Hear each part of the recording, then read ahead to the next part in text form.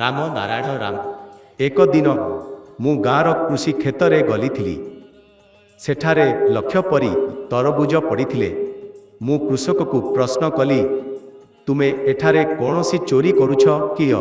ସେ କହିଲେ, ଏଠାରେ ଦାମ ପଚାରି କିଣି କେହି ନେଉଛନ୍ତି। ଯଦି ସମ୍ପୂର୍ଣ୍ଣ ଦେଶରେ ଏହା ଘଟିଗଲା, ତେବେ ଚିନ୍ତା କରିବାର କିଛି ଅବସ୍ଥା ନ ରହିଥାନ୍ତି। ଯଦି ମୁକ୍ତାବସ୍ଥା ଆସିଥାଏ, ତେବେ ଜୀବନରେ କୌଣସି ଚିହ୍ନାଚୁପଟି ରହିବା ନାହିଁ।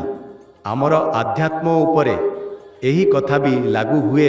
ସହଜତାରେ ସଂୟମ ବହୁତ ବେଶୀ ଥାଏ। କୁକୁର, ଶିଆଳ କିମ୍ବା ସିଂହ ଯାହାଙ୍କ ବିଷୟରେ କହିବା ହେଲେ, ସେମାନେ ସମସ୍ତେ ସହଜତାର ମାର୍ଗରେ ଅଛନ୍ତି। ଏହିପାଇଁ ସେମାନେ ଏତେ ସଂୟମ ରଖିଛନ୍ତି। ଏହି ସହଜ ବୋଧରେ କୌଣସି ବାଧା ନାହିଁ। ଯଦି ସହଜତାରେ ବାଧା ସୃଷ୍ଟି କରାଯାଏ, ତେବେ ସେ ସମସ୍ତେ ଏଠାରେ ଓ ସେଠାରେ ଯାଇଥାଏ। ଆଜି ଆମର ସହଜ ପ୍ରବୃତ୍ତିରେ ବାଧା ସୃଷ୍ଟି କରାଯାଇଛି। ଏହି କାରଣରୁ ଦୁର୍ବୃତ୍ତି ବଢ଼ିଛି। ପ୍ରକୃତିର ମୂଳ ନଗ୍ନ ସ୍ଥିତିକୁ କଥା ହେଉଛି।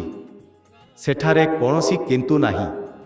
ସବୁ କିଛି ସ୍ପଷ୍ଟ ଅଟୁକ ପ୍ରକୃତିରେ ବର୍ତ୍ତମାନ ଅନ୍ତର୍ଗତ ଭାବକୁ କଥା ହେଉଛି। ଯେଉଁଥିରେ ସତ୍ୟ ପ୍ରେମ ରହିବ, ସେଠାରେ ସତ୍ୟ ପବିତ୍ରତା ରହିବ।